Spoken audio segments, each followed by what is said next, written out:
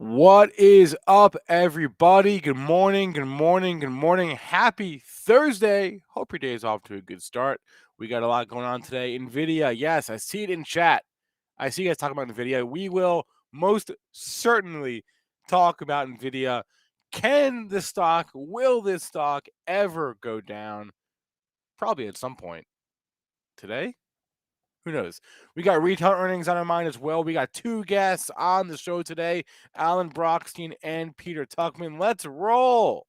This is Pre-Market Prep with Joel Elconin, Dennis Dick, and Spencer Israel.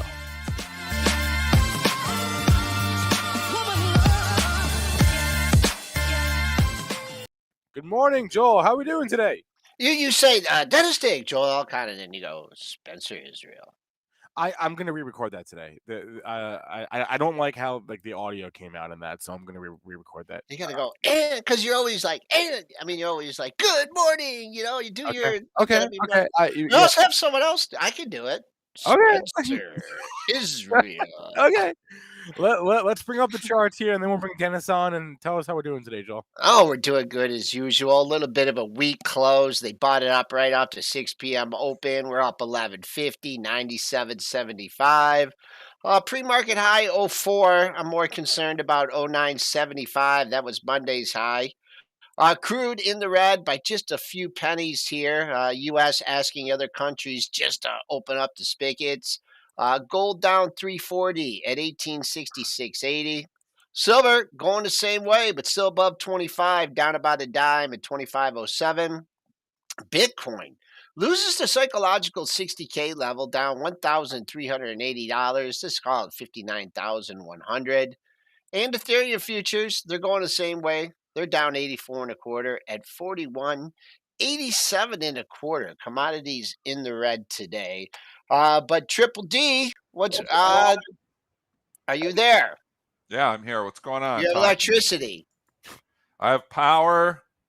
I have trades on. Good. I have. You getting killed in anything? To be determined. There's always the potential to be killed in something. So Alibaba, apparently, I had. What's going on with the Bobster? We forgot to talk about that in the pre-market show. Well, we talked about it yesterday, and we talked about it needing to get over 170 to get interesting. Oh, well, that's not interesting. I'll tell you that. And they sold it ahead of the report yesterday, so somebody got the memo over there because they were hammering Baba ahead of it. And it was not a good report. Let's go to the details from Mr. Israel in the Benzinga Pro. $1.74 per share is what they made last quarter versus a $1.93 estimate. Sales of 31.15 billion versus a 32.05 billion. So they missed the sales estimates by about $1 billion. They expect their sales to grow in the low 20% range year over year, which I think was not as bad. Maybe a smidge light compared to estimates.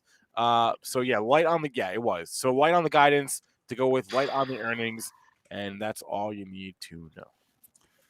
Wow. Not good. I mean, you got to start thinking about the low of the move. I mean, 150 is the big psychological, and then below that, obviously 138.43. I've been in this stock, I feel like since birth. It's like 6 years. I bought it at 150. It went to 300. I sold a piece back when Jack Ma was missing. Should have sold it all back at 240.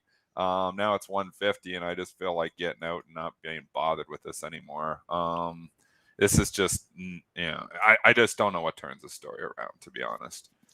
You've got the Chinese government still not in love with the company. Jack Ma's here. We know he's alive, but he doesn't seem to be nearly as involved. Well, Well, he was. There was an appearance like a week or two ago, wasn't there? Somewhere. Yeah. It actually went viral because he was pretty cringy. He was cosplaying as like a rock star or a rap star or something, but it was bizarre. But yeah, he's not involved in the company, right? Yeah. He stepped down. He's not. He's still the name of the company, though. He's still but he's not involved in the day-to-day anymore. So yeah. I just don't know. You'd like to say, oh, you can go wild. How can you go wrong buying the dip in Alibaba? Just ask anybody who bought in the last year and a half, because had the big dip to 250, then the big dip to 200, now the dip to 150, and yeah, we rallied a little bit, but the stock just cannot figure it out. epic disappointment for the last year and a half. I don't even know what to say about it. 150. I mean, it's hard with the charts here because the gaps are not, they're created overnight. There's a daily low at 150.75. Haven't hit that yet in the pre-market. So if everything's priced in, it should, it should bounce between the 150.75 and 152 area. But as we know, anything can happen in this market. Underneath that, you got a gap to fill the top of 145. I don't think you'll see that today. I don't know. You could see anything. This is still in full price discovery mode here. Yes, people saying it's an undervalued stock, but this market hasn't cared about valuation for a long time. And when you're out of favor, it doesn't matter. The cheap get cheaper. This stock is the epitome of a stock that's out of favor. It's a very clear downtrend. Oh boy, there goes Rips to be sold in stocks and downtrends. I continue to talk against my buck, apparently. I don't like it at all. I honestly, I should probably just cut the loss, or it's not even a loss. I'm still actually up in it somehow, but it's like feels like a loss because I'm in it 5 years, and I watched the $300 gain turn into nothingness. So this has, or the $150 gain turn into nothingness. This has not been a good story. Nah. Give us a good story. Cheer me up, because this brought me and made me depressed. I'll give you a slightly better one. At least this morning, one of Alibaba's friends or competitors or peers, I don't know, JD.com. Their report actually was not that bad, right? Their EPS beat by over $1, $3.16 versus a $2 estimate. Their revenues also came in higher. What else? It's the new Baba. It Yeah. used to be like Baba was the favorite stock. JD is the favorite stock there now. The revenue guidance that they gave for the year was in line. It was actually a smidgen above where the estimate was. So good guidance. Yeah, it was a mostly good report for JD. So there you go. It is unbelievable. You think about this, before COVID, it was $20 stock, not really loved by the market at all. Then I had the huge COVID run. We had the consolidation pullback. This looks much better than Alibaba. So I will say, obviously you can look and say, well, eventually there'll be a catch-up trade short in JD and Baba, but that's not the way this market works. The strong get stronger, the weak get weaker. JD.com, I don't want to invest in any Chinese stocks, but if I was going to invest in one, this would probably be the one. This got a pop.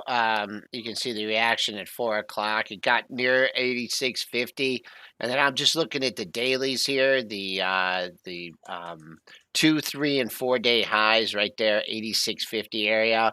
You backed off, so I keep an eye on that. If it gets back up there, it was triple top, and then the recent high, the rebound's been 87.83. But first things first, got to get through that 86.50 and hold. I don't see the agenda on the side here, so I don't even know where we're heading here next. Well, that's because the charts are full screen, but we'll get we that up there, because I'm lost right now and I'm going to get yelled at for going off script. No, we're staying with the earnings here. Okay. Let's stick with the earnings here, and I'll go to the big one. Yeah, let's go to the big one. Nvidia is in favor always, every day, all day, every day. Every day. Here are the numbers on Nvidia from last night. They absolutely blew it away. Their earnings per share are $1.17 versus $1.10 estimate. Sales $7.1 billion versus $6.83 billion estimate. Their sales guidance for the current quarter $7.4 billion versus a $6.8 billion estimate. So they beat that number as well. What else did they say here? Gaming revenues up 42% year over year, a record high there. Oh man, it was all good. They talked about they talked down the regulatory concerns about the ARM deal. They talked about the Omniverse. Oh man! The Omniverse. The Omniverse. Is that bigger than the Metaverse? The word Omniverse was mentioned. Wedbush counted. It was used 88 times on the conference call. Buzzwords. Question: what is the difference between the Omniverse and the Metaverse? I don't know. Well, the Omniverse is like so. Okay. Can you explain it, or is there no difference? Yeah, no, I can, because the Omniverse the Metaverse is like no one owns that term. Okay, that's a broad term. Omniverse, Nvidia actually has a trademark on that term. It's like in the Nvidia Omniverse, which is like it's like Nvidia's like metaverse chip thing. right? So the Omniverse is like Nvidia's thing. Omniverse, Metaverse. I don't even know what verse we're on here, but I will tell you, is one level in the stock, one There it level is. only. So Mr. easy. Yep. Elconin, this is the Next, easiest move on. chart I've ever seen. $323.10. What does it do there? Does it get rejected the first time because it's rallying $30 into it? You got to think about ATRs, which is obviously something that Rob Friesen is going to talk about. But your average trading range, what do you think is the average trading range in Nvidia? It's not 25 points, so it's a big move already. So now you're coming into a big resistance point. Is the stock going up 20% today? I don't think so. So not saying I would sell this long term. I already did that, and that was a big mistake. But I will say you got a big level to contend with. So if you're coming in and buying at 320 thinking we're going to 350, I don't know if we got the gas to get there. We got to contend with that high first. 320, 310 is a big level. I was just kind of watching this out of the corner of my eye, and I'm like, because it was down. You had sellers stacking up at 307, 308. I'm sure they're regretting that now. And I didn't see when I'm like, wow, this thing's bid. I'm like, this thing's bid. It was just relentless, and then it paused at that 308. Pre-market high is just under 320, so that the two bogeys. Right there. Pre-market high 319.85. That means someone has to wiggle out at 320, and then the other number Dennis mentioned 2320. But nice move. It was just bid, and still buyers out there. Just got to get it through 220. It's popping AMD near an all-time high too. Yep. So AMD is going to challenge its high basically from the same day. I almost think, at least around the same day. 155.65. I mean, these stocks are still in clear uptrends. I don't want to be short stocks that are approaching or making new all-time highs. Just saying, if you're coming in chasing this morning on Nvidia, just be careful that you don't pull the rug out from under. I don't think they're going to do that, but you do have, a potential high to deal with. So then you go into retail earnings season here. I'm skipping Cisco because nobody likes Cisco anymore. It's like Alibaba. We don't. Okay. Like Yeah, it's not like Alibaba. It's one of your not like Alibaba. One of your big losers in the morning. Oh, it is a big loser. No, I know. That's why we don't talk about losers, because people will just say, "Oh, Dennis is always so negative," so we can't talk about losers right now. No one says that. Really, nobody says that. We're only talking positive things here today. So Kohl's, Macy's, Dillard's, which is basically, Mitch asking, is it going to 1,000? I was like, why not? Because I don't understand the Dillard story whatsoever. But Macy's, Kohl's, retail firing on all cylinders. We're coming into retail, the best month for retail typically as we approach the Christmas holiday season is right now. So, I mean, you got seasonality in your favor. The earnings reports are all good. These are actually set up for gap and goes. Now, again, I don't like chasing stocks that are up 10% in the case of Kohl's, but, maybe you get a pullback, a dip, and people forget, and you probably want to get in these stocks here. Give us the details on KSS. Yeah, so a few years ago, I pondered out loud, is this going to be like the biggest retail holiday season ever? When now this is either the top right now, or this is just the beginning, and they're all going to be drowning in money. It's going to be raining money this holiday season. That's basically what Macy's said, because Macy's beat their numbers on their earnings, but then they also raised their guidance. And then Kohl's was like, "Oh wait, us too. We also want to raise our guidance." So they also raised their guidance. So they both beat on their earnings and raised their guidance. And wait, I didn't even look at Dillard's. Let me look at Dillard's. Dillard's just goes up every day, no matter what anybody does. Yeah, no, they didn't report last night, so that's why I didn't look at that. But nobody can understand. Macy's and Kohl's beating, raising. That's what it is. The Dillard's, $22 back in July of 2020. It's now $361. So in just over the course of 1 year, DDS is up, what is that, 1,500%, 1,600%? Who's to fight that tape, though? I mean, everybody that's been short this thing thinking, oh, well, retail's struggling has been wrong. I'd rather own a Macy's or a Kohl's than a Dillard's, but I don't know. Actually, maybe you don't. The Dillard's just keeps going. Put a 1 in the chat if you have ever been to Dillard's, because none of us have. I've been in a Dillard's before. I go in there. There's one in Chicago. It was fairly busy. Where? My dad used to go to the Chicago? one in Florida, and he said there was never anybody in there shopping. It's like 50 people working and 3 people shopping in the store, but it's never appeared to matter. The stock just continues to go up and defy gravity. It's disconnected from all reality, in my opinion, as well. But whatever, this is what stocks do now. They just go up on whatever. So this is what we're in. Welcome to the bull market.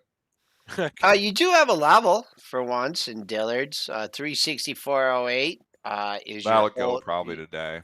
Yeah, well, it 400.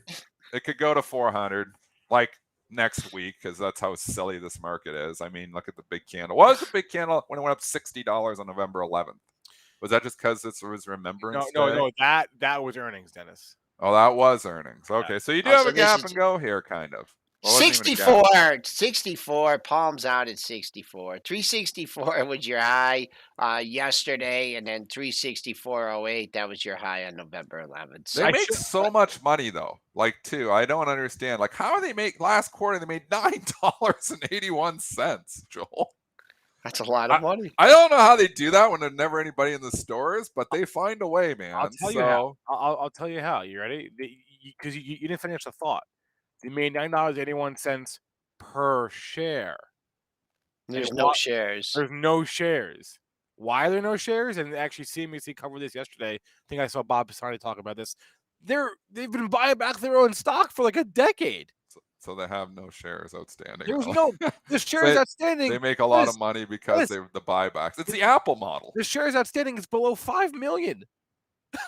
I'm sorry. It's the Apple model. That's the float, below 5 million. That's the Apple model, though. That's how Apple is. It's all buybacks. So you just think about how much the market. It's not quite the same thing. It's not quite. Do they have other brands? How much of their share price growth has been from buybacks? Those buybacks work, man. What is the market cap of Dillard's? I gotta go look. Do they have other brands? Is this because Susan Virginia Beach says that there's they have other stuff? Yeah, do they have something else? 7.25 billion. Dennis. This might be so when you rewrite the CFA script, for your CFA, you talk about buybacks and the price appreciation, how it does. They should have a picture of Dillard's right there.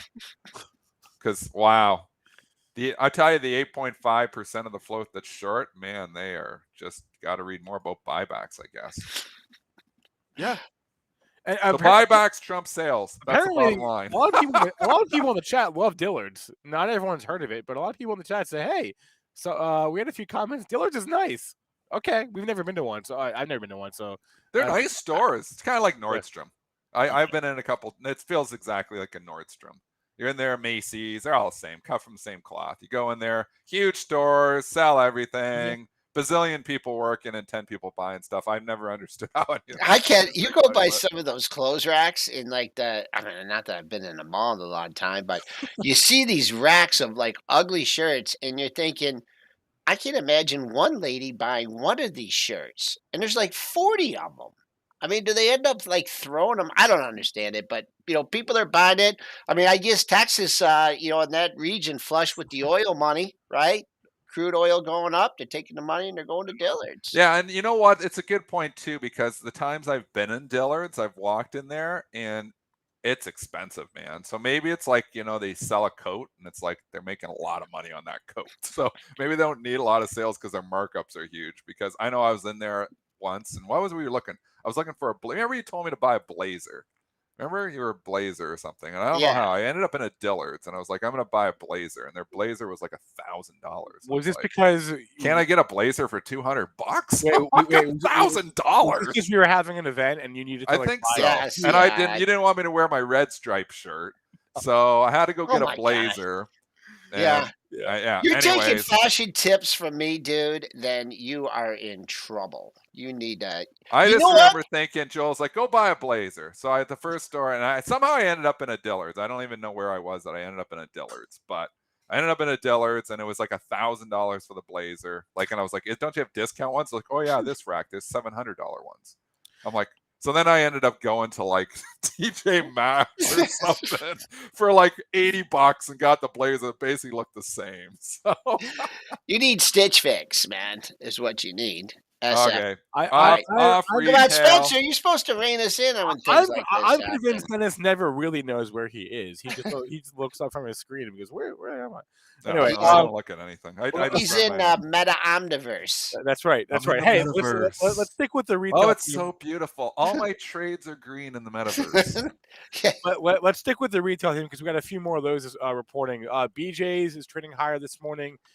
Their earnings were good. They also announced a $500 million buyback, ticker BJ, and also a couple of stocks that Joel owns, although he doesn't really know what he owns. But the He only owns winners, though. the companies formerly known as L brands that have since split up. Now you have BBWI and VSCO. Those are the two companies that split off of L brands. One of them is Victoria's Secret. The other one is Bath and Body Works. They both reported earnings last night. They both reported good numbers last night.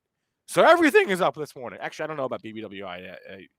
Is it still up? I have a question for you, Joel. Are you down in any stocks in your long-term portfolio? Because we keep always Tesla. Look at the stocks that he's had. I got two. And we don't count Peloton because that's in Lisa's portfolio. No, but I think you're actually still up in it. What, you're down in 2 stocks only in your long. How many stocks do you own in your long-term portfolio? I don't, Dennis. I You don't look personally, at it. I don't look at them every day and count them every day and see.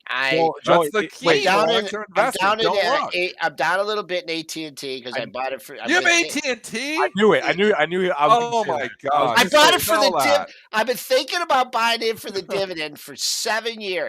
The And I dividend bought got it, cut. and the next day they cut the dividend. I should have got it. I still think they're content. I think they're going to win the content war, I think. He rolls his eyes as I he said think. that. And then DirecTV is going to turn it around, Joel. and you know, you guys are buying your Intel and or you're buying Nvidia and AMD. You guys are just missing out on Intel. I actually own some Intel, which it's been because they're building all these factories now. They're waiting for the heard future. the guy's interview. They're going to come out with the Super Intel 96 VA Meta Omniverse chip, and they're going to have their own chip. They're going to come up with a new name. So you're exactly right. And on the Intel call, they needed to say Omniverse a few times because if they would have said Omniverse 76 times like Nvidia, Intel would be a lot higher right now. But I guess technically they can't say Omniverse because Nvidia owns that. And Nvidia owns the Omniverse. It's a product. They have a trademark. It's a product. That's what it is. Omniverse. Okay, first of all, just going because these tangents are just terrible. 60 BJ. I had a BJ. How are we? Yeah, because I want to give a level 63, 66. Right. That's the all-time high. With the BBWI, I mean, I feel like just selling these because I just hate the symbols.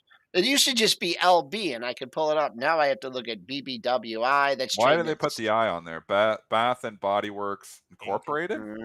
Oh, it's because Build-A-Bear took BBW on them. Yep, building the bear took BBW from them. How is Build-A-Bear doing? Oh, it's awesome because everybody goes to the mall to build their bears nowadays. Look at that thing. That thing got the pump, and now wow. And it was a social media pump stock. Wait, Dennis, I don't know if you realize this, but BBWI is the second best performing stock in the S&P 500 this year. I have no problem with Bath and Body Works. I think it was. I think actually, obviously, what Al Brands did, splitting up the 2 companies, actually worked in this case. The thing, and you know what, you can see clearly VSCO, Victoria's Secrets, which was the dog, obviously hasn't performed that well either. But BBWI was always a good company, so I guess we should have just bought the BBWI when it spun it off. Next. Yeah. Are we going to these EV stocks because they're exciting to talk about? Sure, we can. Sure. And wow, what a move in Rivian. They gave us all the information we needed in the pre-market. When a stock falls $10 on nothingness, that gives everybody nervous. Wait, whoa. Time out. Yesterday, you're all like, no, there has to be news.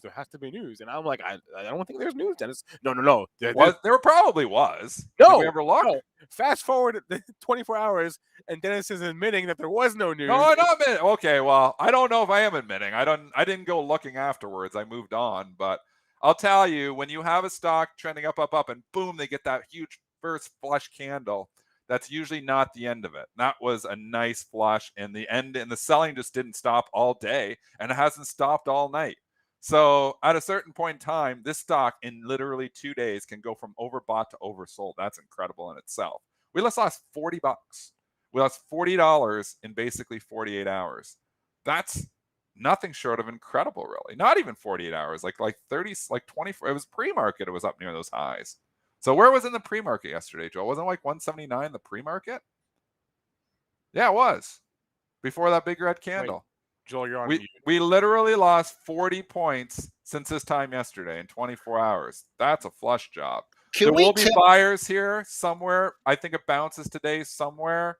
Where are we bouncing, Joel? Where's the bounce? At 127? Well, first of all, can we tip people in the chat? I know they can tip us, but do we have a mechanism to be able to tip them? You want to tip less Ram?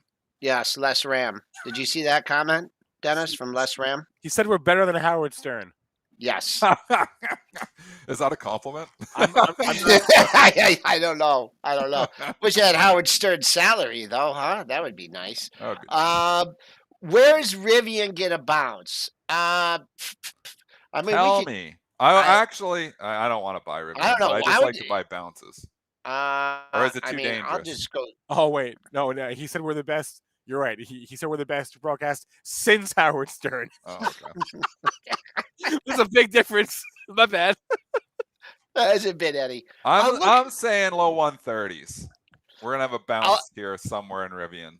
You know who'll come to the defense is going to be Kramer. He'll come out and buy 20 shares for his charitable trust or something in his newsletter, and then it'll turn around. It's like, Kramer's bullish. He bought 20 shares. Load up. I think he doesn't reveal his size, does he? Yes, he does in this newsletter. It's like 25 shares. We're buying 25 shares for the charitable trust. We're buying 30 shares. I get the newsletter. Didn't you subscribe to the Kramer newsletter? And he tells you everything he's going to do before he does it. It's like, we're going to buy 25 shares of this stock. I listen to pre-market prep. Why would I subscribe? Well, that's not listening. That's just getting the email. Okay. Easy level for someone's already read my mind on this, and they did buy the dip. I don't know the exact number, but halfway back of this move is 136.50. Oh, Joel's good at these levels. And they went to 135.44. So if I had the gumption to be shorting that thing the whole way up, and then I said, oh, if it just gets this 50%, I'm going to bring some of it in. That's what I would do. So right there, you got to pop, and then you also got to. You mentioned a good daily low there at 127.51. But right now, the pre-market low. I mean, for you RIVN, the people that want to buy, you want to see it. You know, it doesn't have to hold this exactly, but if you could get like 3 or 4 days where it's going to consolidate. It's going to be down today, then it's going to have like 2 or 3 inside days, and then it's going to make its next move. It's going to calm down. It's going to calm down after this. Go to Roblox, RBLX, and look at this. And this is like your precedence. You got a big gap up move. And then what happened? You had the consolidation for a couple of days. And what did you do? You made a perfect double bottom on the 10th and the 11th at $93. And this is what me and Joel look for on the dailies. You know, we're always looking at the 90-day. And when you see, you know, a move and then you get the pullback, it's like, okay, where do I get in?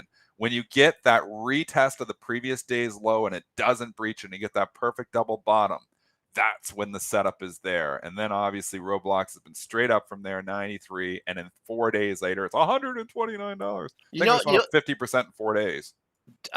You know what, that chart, and Spencer, not to rub salt in the wound, but 40%. That looks like the Affirm chart.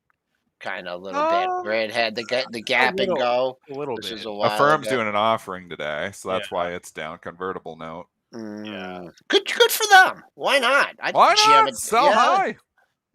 I hope that guy Bill Wang hasn't been buying it the whole way up. But anyways, Bill's just throwing knives. Is Bill still around? Bill, what did Bill do to you?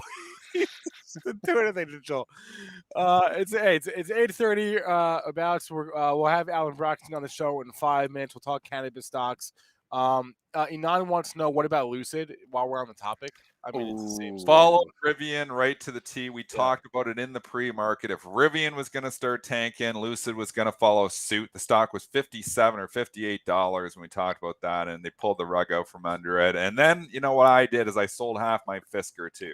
I sold it right at the open because I'm like, if they're going to hammer Rivian and they're going to hammer Lucid, they're probably going to hammer Fisker. So I'm like, I still like Fisker. I like the story, so I'm not selling it all. So I sold half. I got out 22.90, I think. It's Nice. 20.90. So I have full intentions of trying to rebuy this half. So I've scalped, like, basically I'm up 2 points on that half that I sold. So I don't know where I'm going to come back in. That's a pretty, I didn't expect it to just continue to fall, I think, that far. I probably would have sold it all.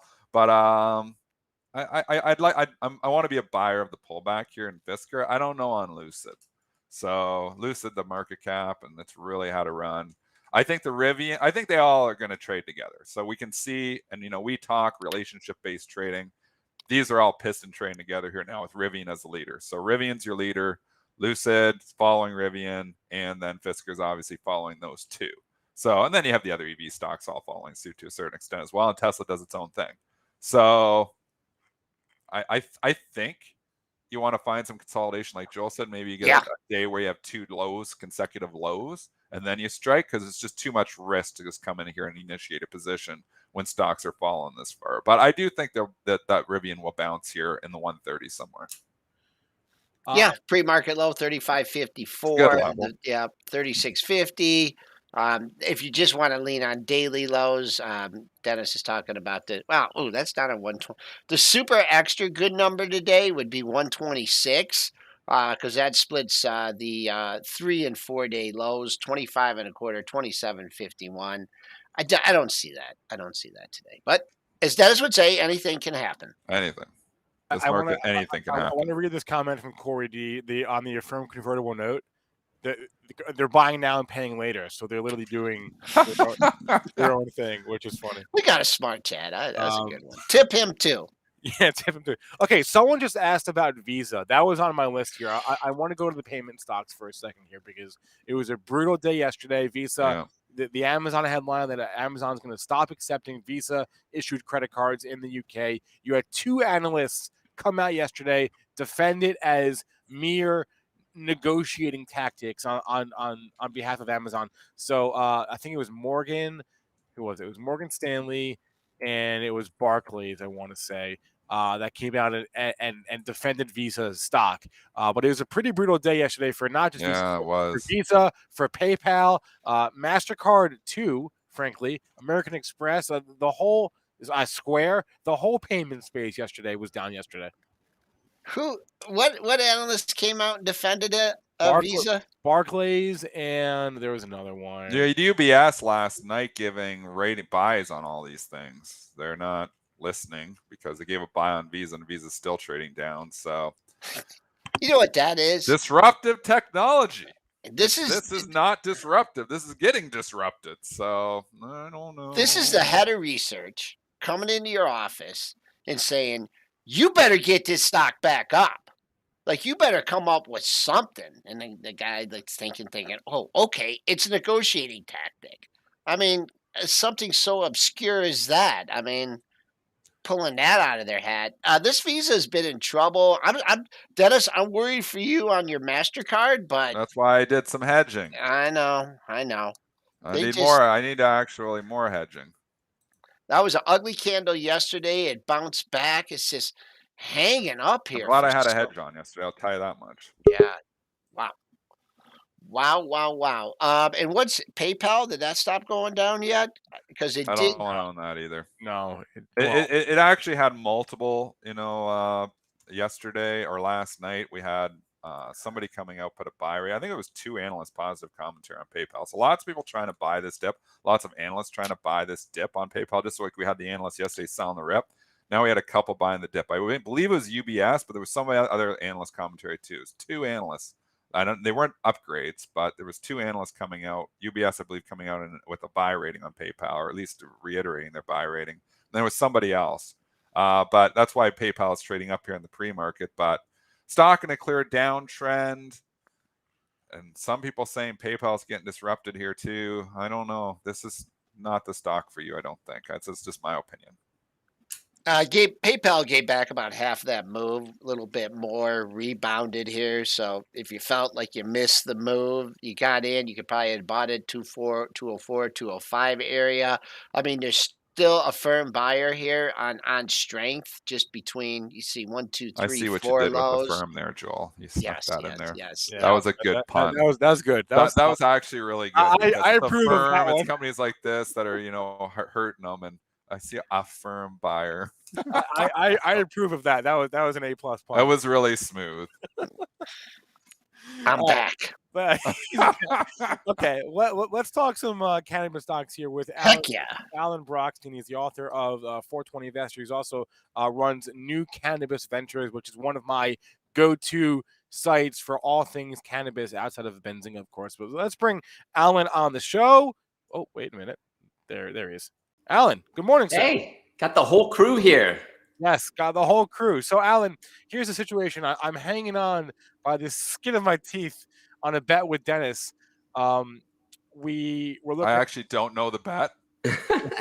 We, I forget all my bets I make. Do you know you have a gambling problem when you forget all the bets you made? What bet? we were looking at MSOS on Monday, Yes. and it was 28 versus 38. You I said was selling the rip. That was good. right, exactly. I'll take 38. Versus 28? No, it's 29 right now. Still take it. He's still taking it. Oh, you're on. You're on. He's Hey, staying actually, bullish. if I was a smart gambler, I would take 28 just to hedge myself, right? Right. Yeah. Well, what's going to happen is it's going to hit 28 and then it's going to go to 38. But anyway, Alan, I would have loved to get your thoughts on the rip we had last week. There was a confluence of factors, right? You had the Republicans introducing a bill. Obviously, it's that Momo has come off this week now. But I'd be curious just to get your thoughts on the just general rip we had last week in cannabis stocks. Yeah. So, well, first of all, there's a lot going on right now. We just went through one of the worst earnings seasons in a long time. And in the cannabis market, we're used to all sorts of weird things like the vaping crisis and the pandemic and all that. But things have been, really positive fundamentally, at least, on the top line. And this was a quarter that was a little challenging. So the prices, this data is out there. So the prices have been coming down. And, I think the best example of fear priced into this quarter is GTI, Green Thumb Industry, GTII in Canada, GTBIF on the OTC. And if you look at that chart, I mean, it finally broke down. And this is perceived to be the best cannabis company out there, very reliable. They've never failed to meet or usually exceed guidance. And there were some real concerns. And I think, if you look at when they reported, that rebound was a big part of what happened. So that's a little bit of it, just so everybody understands. Then another thing, MSOS, which we were just talking about, has over 1.2 billion in assets now. Yeah. And they're very transparent, and people could see the flows coming into it last week and still this week as well. So I think people were getting excited about that money coming into the market. And they've been pretty slow to put it to work. Their cash levels are still like around 12%, which is historically high. But, I think what really got this started, and if you look at MSOS, I think somebody started to make a bet on MSOS. We started to see the share count go up, funds flow in the Thursday before Friday, November 5th, so November 4th. And late in the day on Friday is when the news broke that Nancy Mace, Republican representative, a freshman from South Carolina, was introducing this legislation it's called States Reform Act. It's kind of a stupid name, but really good legislation. Now, for those who have been following the industry for a long time, they know that, first of all, whatever goes on in the House doesn't even matter, right? Because they've already voted to legalize cannabis. It doesn't matter. It's the Senate that matters. So you got to start off there. And then secondly, though, she had this press conference earlier this week to actually introduce the legislation. And without getting too deep into it, there are two main things that are so much better than what the Democrats are proposing. A lower tax rate, number one, and not so much FDA regulation, number two. So these were things that were perceived to be very negative in the Democrat Senate version. So I think people need to be very careful chasing federal legalization. It's going to take a long time. It's complex. So I think it's kind of wild that all this money flew into the MSOS ETF. not at the top, but at the bottom. This is a big difference. I'm so used to watching these flows, go, just the way they usually do. People pile in at the top and sell at the bottom. But that's I think what's going on, Spencer. What is the chance of that this Republican bill actually goes somewhere? So, it's zero, right? I mean, Right. Zero. Right.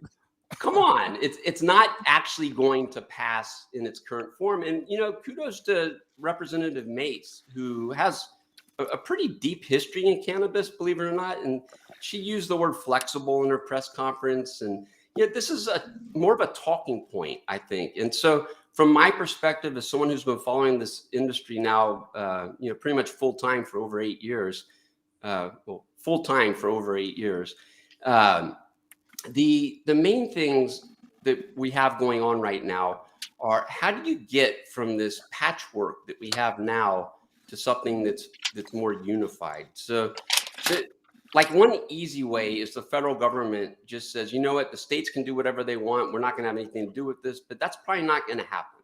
And so there's a couple of issues, taxation and regulation on part of it. And then there's also being pushed by the Democrat Party at the federal level, and certainly very big issue at the local and state level, is this whole idea of social justice and social equity. And I tend to support this concept. So, but I understand why a lot of people think it doesn't deserve to be talked about, which is basically people of color have been oppressed due to cannabis legalization. So they deserve, more than just legalization. They deserve a chance to profit now. And so that's going on at the state and local level. And it gets complex at the federal level.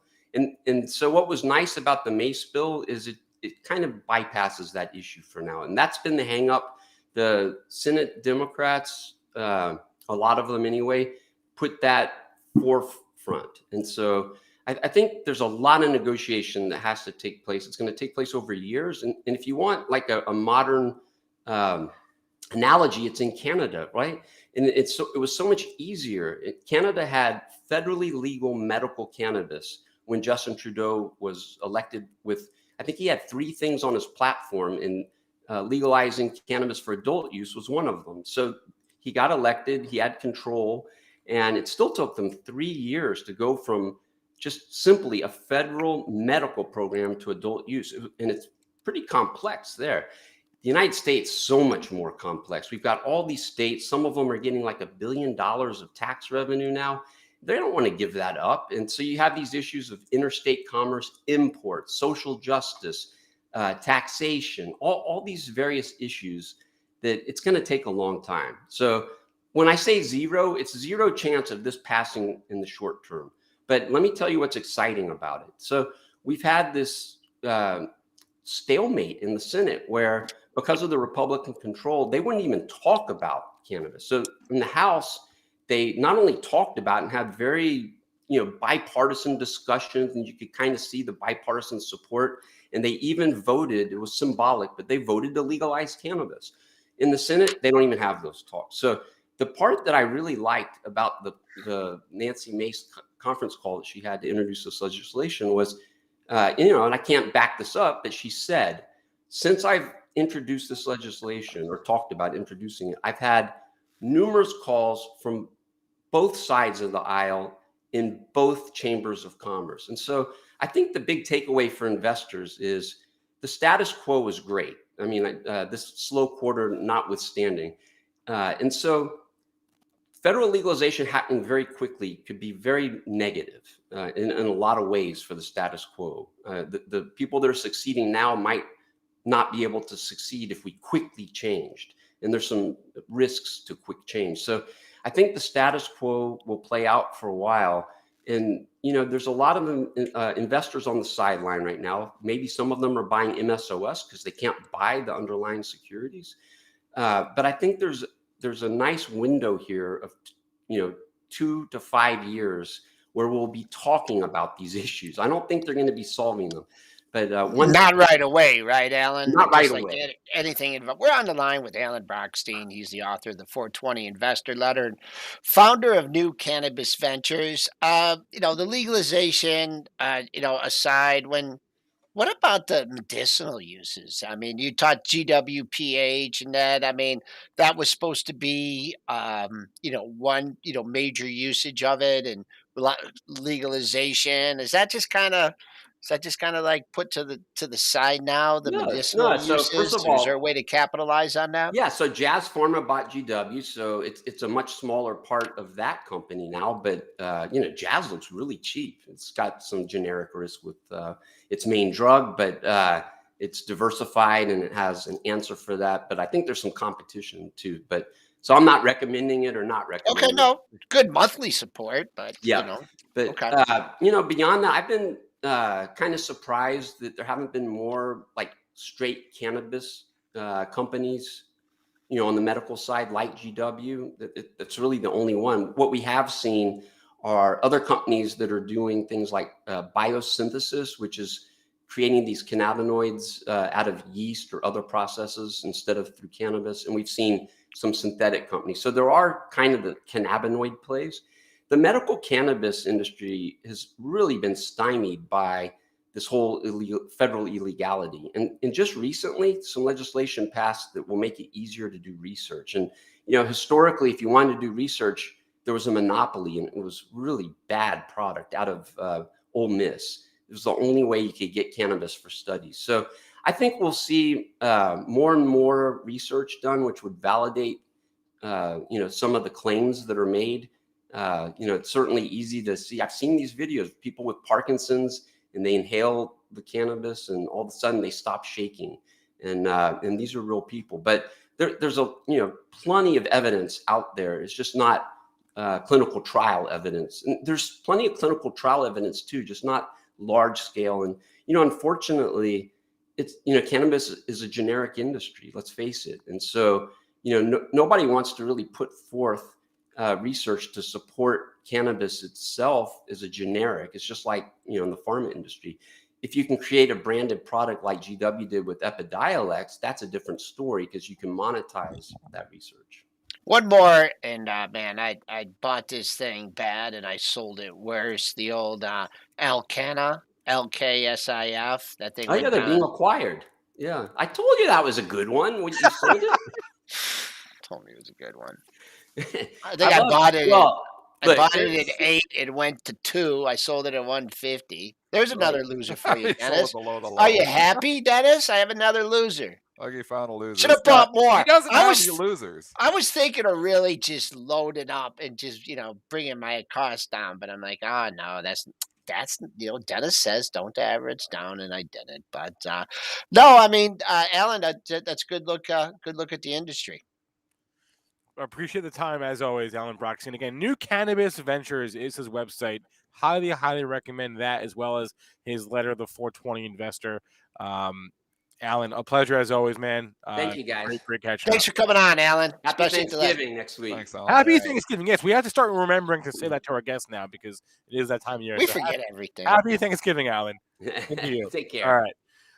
Hey, it is 8:48. We've got a couple minutes left in the show. We'll do some ticker time. I want to mention John Deere quickly because the strike appears to officially now be over. Is it over for real this time? It's over Last for- time we thought it was over, then they pulled the rug out from under. It's like, oh no, there's no deal. No deal. It's over for real this time. So, yeah. See, that's the Jim Cramer. Look, that's the Jim Cramer newsletter. what? That's the ring in the background was the Jim Cramer newsletter. Oh, is it really? Okay. Yeah. Well, anyway. I read his investing club. I like Jim Cramer. Anyway, yeah, stock shooting higher because Because you're going to replace him on CNBC. Yeah. No, those would be big shoes to fill. Anyway, Joel, thoughts on Deere this morning? Nice pop on 22,000 shares. They're traded above 3. I mean, you're returning to the scene of the crime here. I mean, you have a reference point. 365.63 was one of the times they thought the deal was done. Then the other time they thought the deal done, it went to 65.45.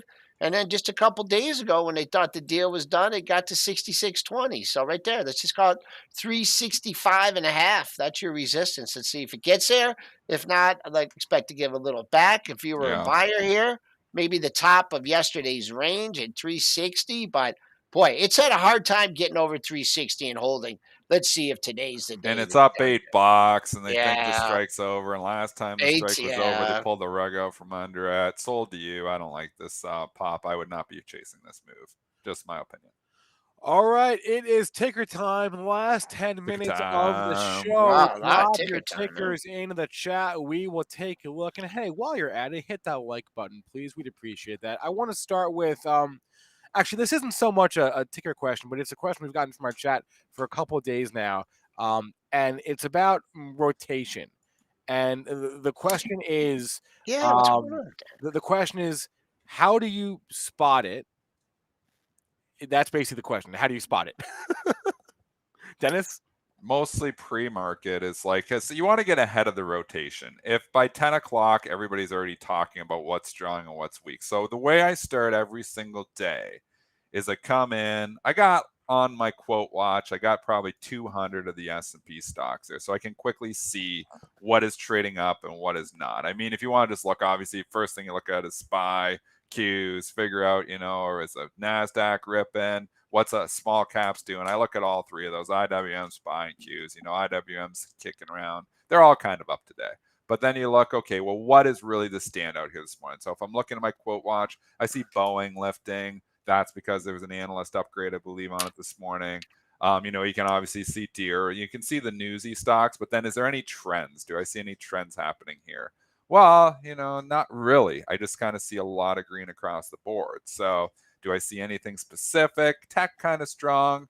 Roblox trading up. That's news as well. Obviously, retail is going to be a theme here today because we have some blowout earnings from Kohl's and Macy's, and Nordstrom and Dillard's are up in sympathy. So I can see right away there's probably going to be some rotation into retail names. So now I'm biased to look at the open and say, is there any retail names that haven't ran yet? And obviously staying away from the earnings stocks, but just looking, at, is there a laggard play? Is there the potential for that? So, so I've just going through this exercise right now, I've identified that retail is likely to at least be strong at the open. We've seen that. Other than that, I don't see a ton of themes here this morning. I do see tech strong again. Amazon's up $20.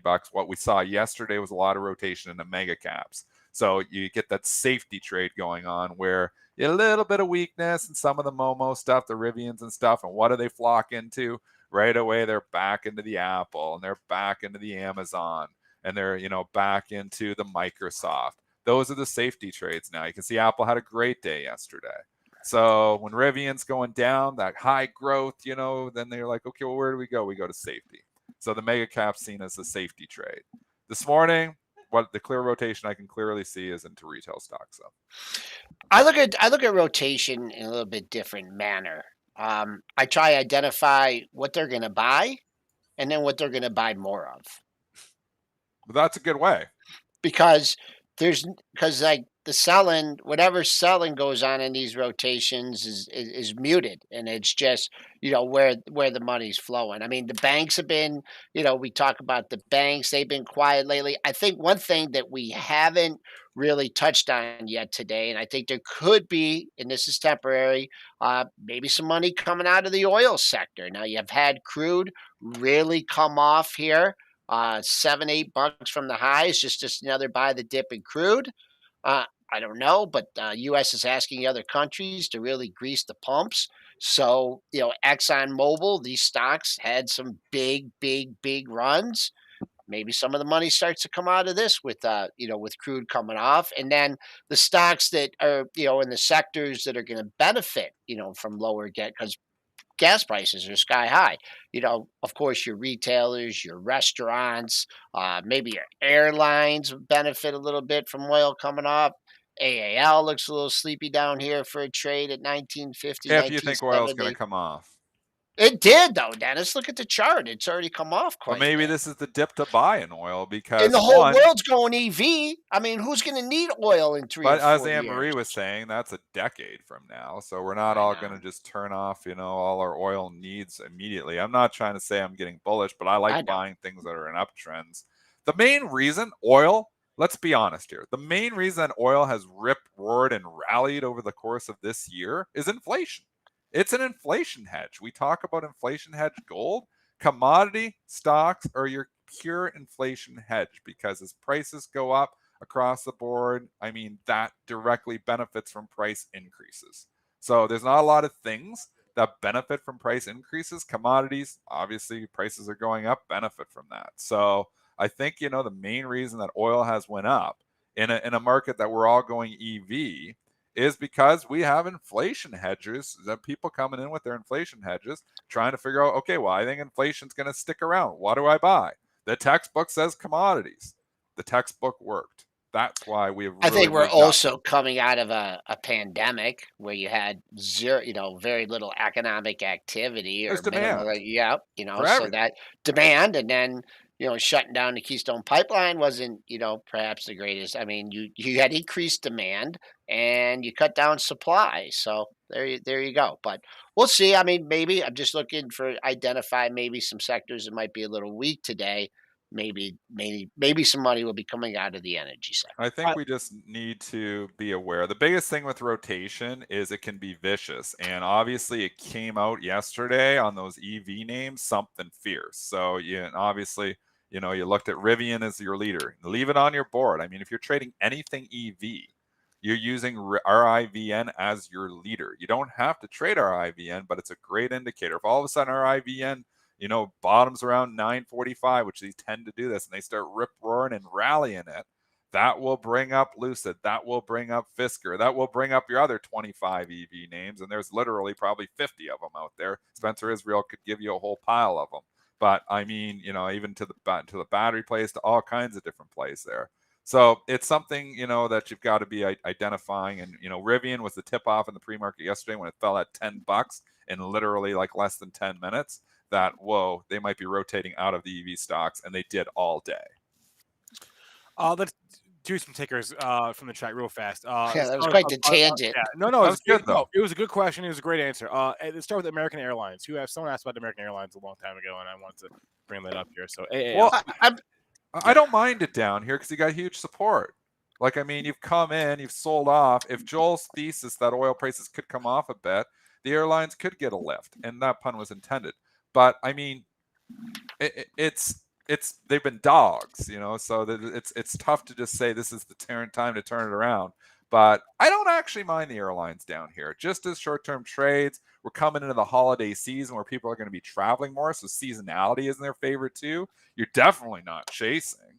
So, and you have levels to lean on. I mean, LUV, look at this level, Joe. Like this 46.5 is huge. So you try to break out, now you're pulled back to retest it. There's huge support down here. Maybe they just break down and continue to go lower. But if you believe in a reopening, believe we're going to travel around the holidays, if you believe that oil could come off a little bit, that could be good for the airlines. So actually, you know what? I don't mind the dip short term, not long term portfolio, but short term dips on airlines here. I don't mind buying them. Look at this trading range. People ask for like trading range stocks and things like that. Look at the trading range here in AAL. 4 months lows are probably, let's just call it 1850, and then the last 4 months highs is 22. Trade the range. So if you're buying here at 1990, you're kind of in the middle here.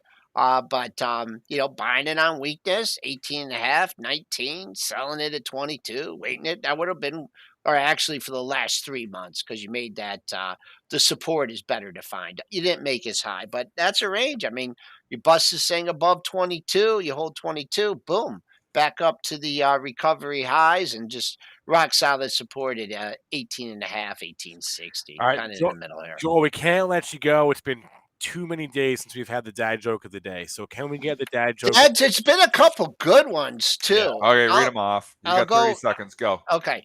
2 of them yesterday. Dads love asking, does that come in my size, when they see a kid with a cool t-shirt or light up shoes? Mm-hmm. Yeah. That's Okay, good. Dennis Next. doesn't like that one. No, that's good. I like And Daz loves saying we needed this rain when it rains. that. Yeah. Oh yeah, We always needed this rain. It's I good. don't say that because I'm not a farmer, but No, but we always needed the rain. You get it. You like it. Okay. All right. I'm gonna hop over to PMP Plus and cover these other 97 tickers somehow that So we many. missed. I'm sorry, And guys. We always try our hardest to get to more. Maybe we can. I'll ask- do it every day. I'll make it. This is what I got left on the my dad stack. joke of the day. Can you guys see this? Yes. You know, Yeah, we see. It. that's how thick it is right there. All right. Awesome. Yeah, Dana and Emily got that for me. All right, Joel. They're have a not good day. listening, but I'll got it talk for to you me. later. Let's bring on Peter Tuchman, the Einstein of Wall Street, get his thoughts, and we can. If you have any questions for Peter, drop in the chat. But Peter, good morning, sir. What's up there, my buddy, old pal? How you doing? Doing fantastic. I see you're pulled over. You're not driving. You're parked. This is good. This is safe. Don't trade and drive at the same time. What's up, man? How are the? It's called determination, Benzinga. I love to be here on Thursday morning. So wherever you find me, I will stop in my tracks, whether Fair. I'm going like on my way to the moon or what. I'm on my way to work. You know what? It's sort of an interesting morning. You know, we're seeing the jobless numbers come out. We got a little bit of a tug of war going on with the supply chain problems and strong consumer spending. We got the the whether Santa Claus is coming to town or not. We've got earnings that are kind of fascinating, yet the price action once again is challenging, I think, in a lot of ways. I just noticed Alibaba missed out by 39%. So I can't even imagine what that stock's doing at the moment. And then we're seeing some of this, stocks that are the high flyers of the week. So it's a fascinating market. We always talk about when we are talking to people who are learning technical analysis and whatnot, they're always just, the fear of missing out on some of these trades. And what we've seen every day for the last 18 months is there's something happening every day. This market just never disappoints. I know the team before me was talking about particular names, but some of these names are just extraordinary. Like such as look, Moderna and Peloton, some of the memeified stocks, some of the SPACs. I mean, we're just seeing stocks that are making these wild moves. I want to get your thoughts on oil here because we were just talking about oil. We've come off in the earnings to let that stuff come out, because the moves that we see post release of news and earnings is so volatile that if orders to protect themselves, they're getting blown out. Right? We saw it in so many different stocks in the past couple of weeks. I want to get your thoughts on oil here. We've come off the highs, right? From I guess a couple of weeks ago now. Let me pull up a longer term chart. High of 85. Find ourselves now at $77 a barrel. What is your take on oil right now? You know what? I mean, oil is really not my specialty, but it's a supply and demand. It's a supply and demand game, right? We're coming into we're going to start seeing the news unfold about what kind of a winter it's going to be, the supply demand. We're going to see, look, at $83 a barrel, obviously the oil producers were sitting there and sort of licking their chops, and maybe they're dropping a little more production in, some volume numbers maybe come out. I mean, it's a fascinating trade. We've got the Rivians in the world talking about, rallying up to $165 on the electric car sector being the hottest thing in the world, though they don't have revenues. Now they are the third biggest car company in the world without having made a dollar yet. And we're talking about what happened in Glasgow and about the climate change and whatnot, and the whole, trying to reduce the footprint of the whole oil and fossil fuel trade. And then we've got oil trading at $83 a barrel. So, can I digest or decipher all that information and tell you why it came off its highs? I would bet you it was probably an overbought situation at 83. At 77, are we going to see it come in a little bit more or not? I'm not sure.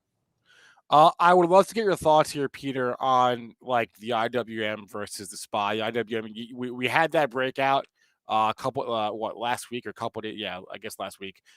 We've come off the highs, but it was doing nothing for so long, and it finally broke out. SPY is just continuing to just go. It never seems to pause for more than a week at a time.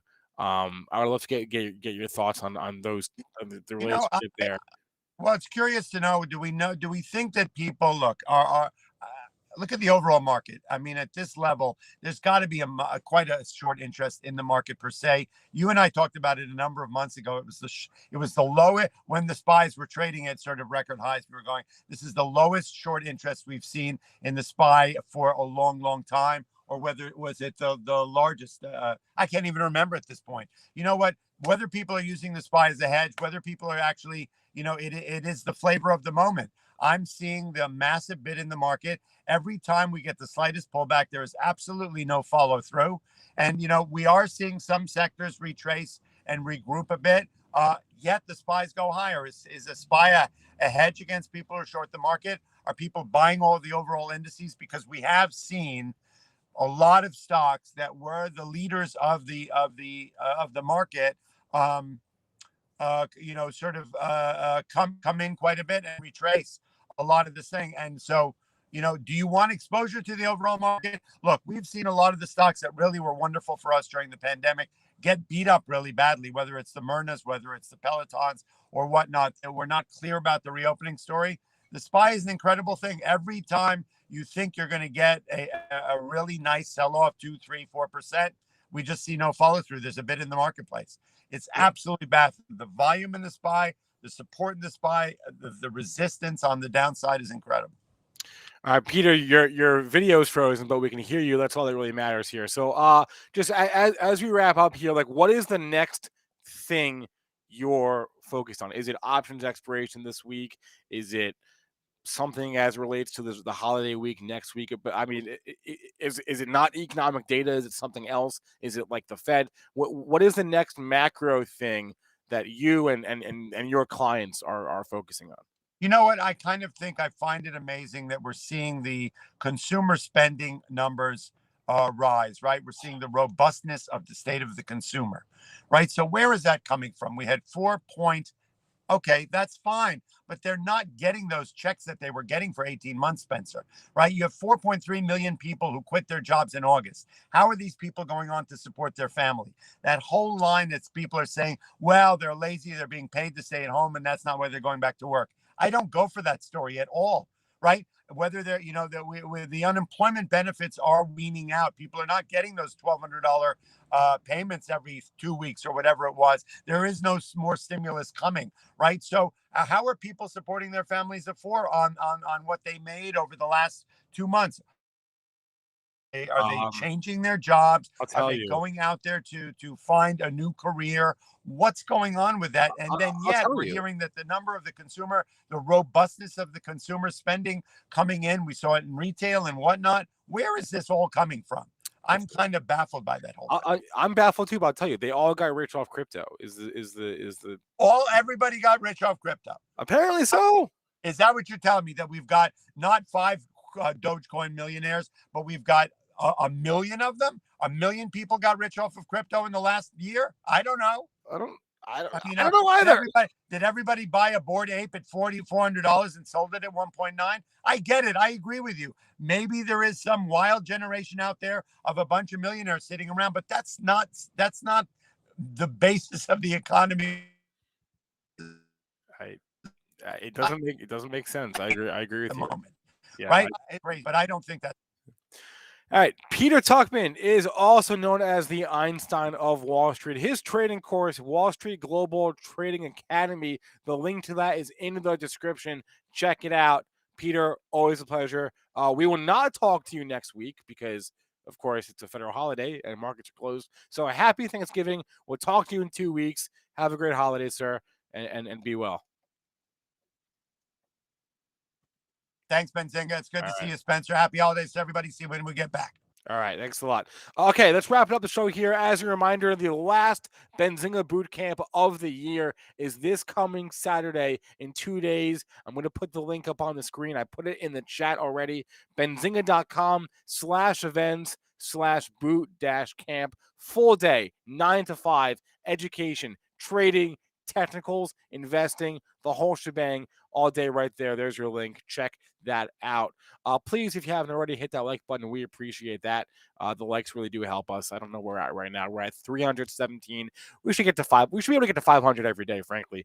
The likes sounds dumb, but YouTube likes, and so we like likes because it helps us on YouTube. So thanks to our guest today, Peter Tuchman. Thanks to Alan Brochstein. Thanks to all of you in our chat. I'm going to end the show. We're going to go live trading with Benzinga. Ryan, Zunaid, Mitch. Hopefully our special guest joins us today. I'll hang out for a few as well. So let's wrap the show up. I'll see you guys over on live trading starting imminently.